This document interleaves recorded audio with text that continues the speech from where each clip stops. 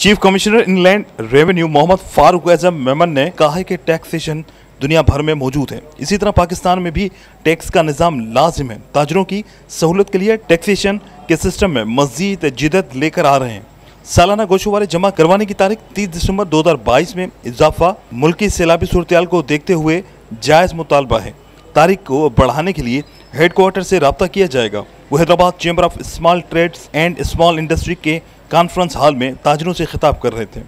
उन्होंने कहा कि पॉइंट ऑफ सेल सिस्टम असल में ताजरों और सार्फिन की भलाई का निज़ाम है।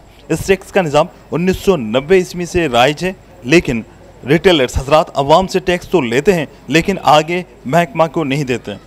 पीओ सिस्टम से हर इनवॉइस का डेटा इदारे के पास भी होगा और डायरेक्ट टैक्स वसूल किया जा सकेगा, जिसके नतीजे में FBR हर महीने कुरानदाजी की सूरत में अवाम को इनवॉइस की मदद से लाखों रुपए के इनाम तकसीम कर रहा है।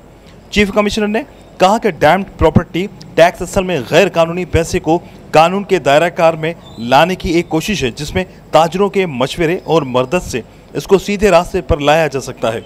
इससे कबल सदर चैम्बर मोहम्मद अल्ताफ मेमन ने अपने इस्तकबालिया में पॉइंट ऑफ सेल डैम्ड इनकम टैक्स से रियल एस्टेट का कारोबार मुतासिर सेक्शन 147 के तहत एडवाइस इनकम टैक्स क्वार्टरली की तारीख में इजाफा, ताजरों को बिला जवाब नोटिस के इजरा, सालाना गोशवारे की तारीख को 30 दिसंबर 2022 से बढ़ाकर 15 अक्टूबर 2022 करने जैसे कई मसाइल जो ताजरों को दरपेश हैं वो चीफ कमिश्नर के सामने पेश किए।